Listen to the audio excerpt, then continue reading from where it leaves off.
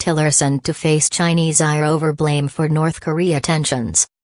U.S. Secretary of State Rex Tillerson arrived in China on Saturday for what is likely to be a prickly visit, with Beijing angry at being told to rein in nuclear-armed North Korea and Washington repeatedly demanding it do more to control Pyongyang.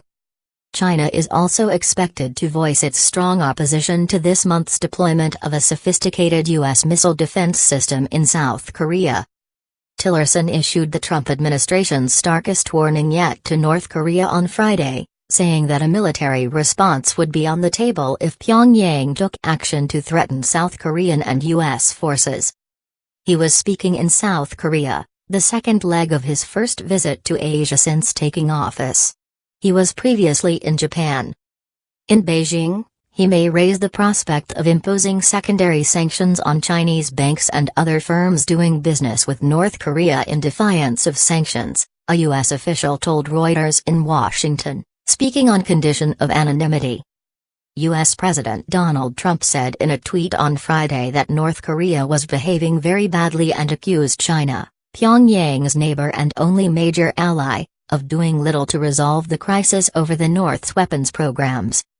The state-run Chinese tabloid The Global Times said on Saturday that it was in China's interests to stop North Korea's nuclear ambitions, but to suggest China cut the country off completely was ridiculous as it would be fraught with danger.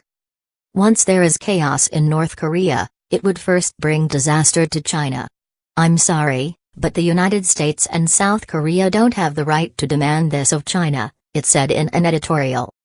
By not taking China's suggestion that the United States and South Korea should stop military drills in return for North Korea stopping its tests, and then all sides returning to talks, Washington was showing a level of inflexibility that was really disappointing, it added.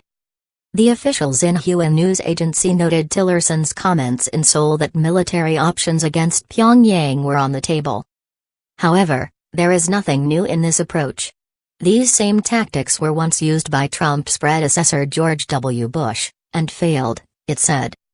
Tillerson, however, is also expected to firm up a trip by Chinese President Xi Jinping to the United States next month for his first summit with Trump, and could choose to tone down any differences between the world's largest economies, at least for now. 11 Meeting on Sunday.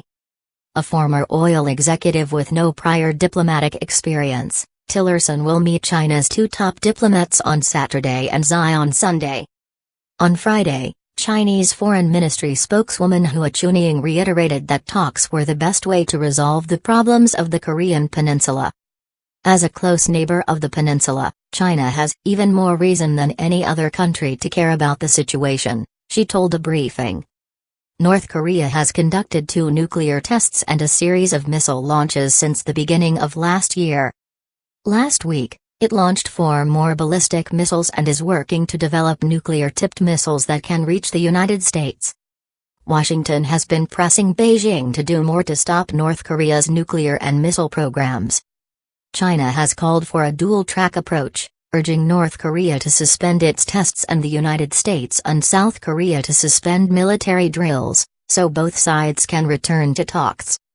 Beijing has been irritated by suggestions it has not been doing enough, with the official People's Daily on Friday denouncing what it said was Washington and Seoul's blind worship of sanctions and pressure.